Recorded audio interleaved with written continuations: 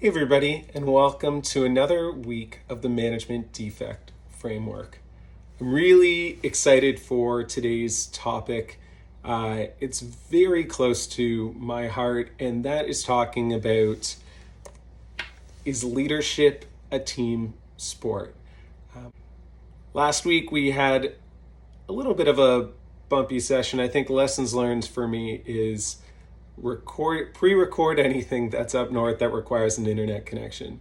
But that's okay too, because this is all a learning experience. And if you're going to fail quickly.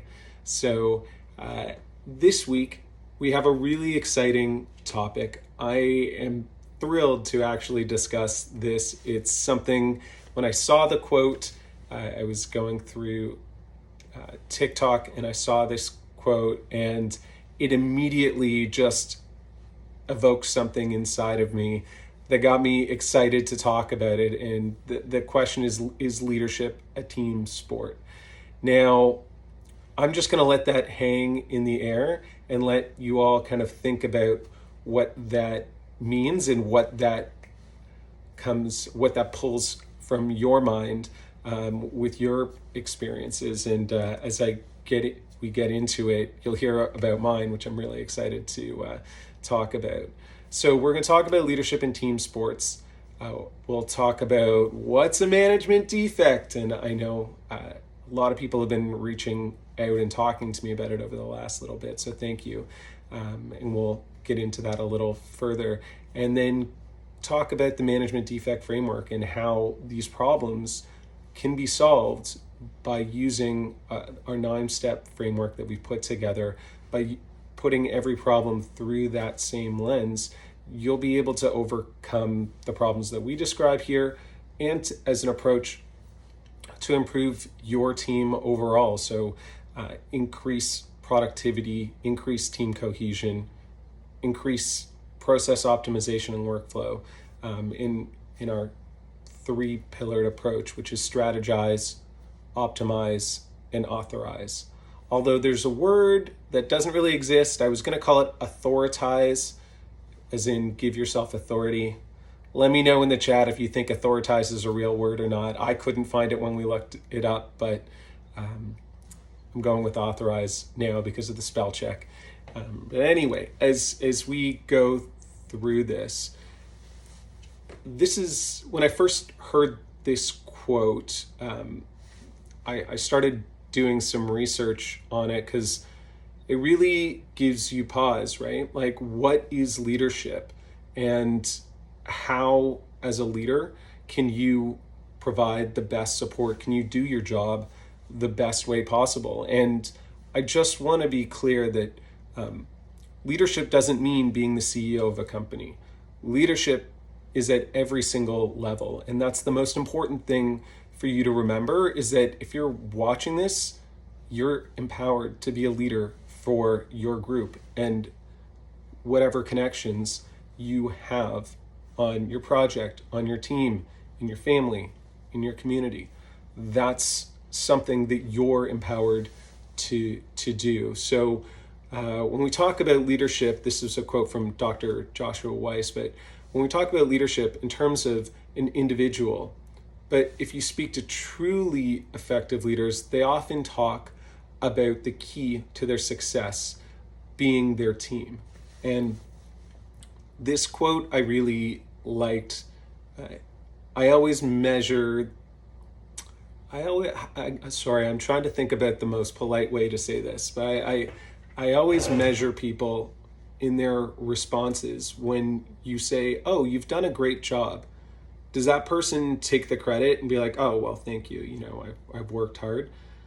Because I find that the best leaders, the most effective leaders, are the ones who go, "Yes, my team's done a great job. Yeah, I'll let the team know," because it's never an individual effort. And those people are the ones that are very strong leaders and the ones who are motivating their team to work together. So I found that quote really interesting. And if you think about that question for you, great job. Well, thank you. Do you take the credit or do you give your team the credit? Let me know in the chat. which way it goes, or maybe that's a gut check. Maybe you're maybe you don't want to answer that. Maybe that's just a question for yourself. But how do you lead? Do you take the credit, or do you share it with the team? I know as a program manager and a project manager, sometimes I'm managing hundreds of people. How can I be the one that takes the credit? I know that a lot of the time I'm the accountable one, the one where the fingers point when things go wrong or where they get pointed to if it succeeds. But ultimately, as a PM, you're the conductor of the ship, or you're the captain of a team. Let's keep it with the sports analogies, right? Your job as in that role as a project manager or as a manager of your team is to coach your team to work together. And we'll get into a little more of that as we go. This was the original quote I saw on TikTok. No one is smart enough or strong enough to lead by themselves. No one. It was by Simon Sinek. And I really just loved that comment, because if you think you're the smartest person in the room, that may serve you well in the short term, but it will never serve you well in the long term. You're propped up by the quality people that you work with. And there's been a trend, or there's been a lot of hot topic about quiet quitting, and that's people just doing their job and not giving more than that in extra time. And a lot of time, leaders, it's your job to bring the best out of those people with the time that they're willing to provide or that you compensate them for. And maybe by having stronger team cohesion, you give them a bigger sense of purpose and a bigger sense of identity. Being a contractor for the last over 15 years, I have a very different lens. I'm always focused on delivering for a project, and I find it successful by bringing the team together. But a lot of people are focused in different ways. I've had colleagues of mine in other jobs or under other industries where I said, oh, well, if you're interested, they reach out and go, well, I'm interested in contracting. I'm interested in doing something different, but they're not willing to take that step because they like their boss. They are happy with their lifestyle. And so sometimes it's not about the dollars. It's not about this ulterior motivation, and understanding that you as the leader have the ability to bring that team together and make them feel satisfied in their job, so that when whatever effort they're putting out, it's focused on your priorities, and it gives them meaning and it gives them purpose, more than that they're getting outside of their home. So here's a couple of pieces within this, is that for coaching, how to manage your worst and your best player. And here I'm gonna go back to my hockey days. I've had the pleasure of playing hockey over 35 years, and that was as a player, and in the later years as a coach for my son's team. And I've was not an all-star, but when you play that many years, you win a lot of games, you lose a lot of games. You play with a lot of different people and a lot of different personalities. And for me, scoring the winning goal in a playoff game to win the championship was completely surpassed by the feeling of coaching my son's team and having them have these successes. And it wasn't always just about the success of like, oh, we won the game or we won the championship. I remember being on the ice with my son when he played goalie for the first time, and that was the first time their team won a game all season, and he still let in 5 or 6 goals, but the elation of being able to motivate somebody that was absolutely terrified to play this role, and spending some time to coach them both on the ice and mentally on how to use their team and how to communicate to help hide some of their flaws and get better in some of those areas, was the most elation that I've had in hockey. And I had the chance to be on the ice as a coach for my son, who was, I believe, 8 years old at the time.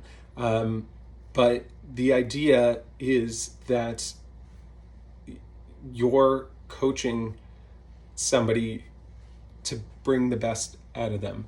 And that's your job as a leader, and that's your job as a manager. And if you look at it, maybe the example I had was somebody who was, not great at the time in that particular role, but coaching is not just about coaching your worst person.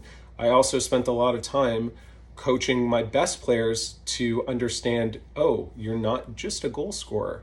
Your job is to pass the puck. The beautiful thing about kids hockey is they have a 3-goal rule. So the All-Stars can't score 20 goals in a game and completely deflate everybody else, which forces them to work on other aspects of their game, like passing and playing two-way hockey, playing offense and defense at the same time. And that analogy works the exact same with your team. You're going to have all-stars. You're going to have people that are at the bottom.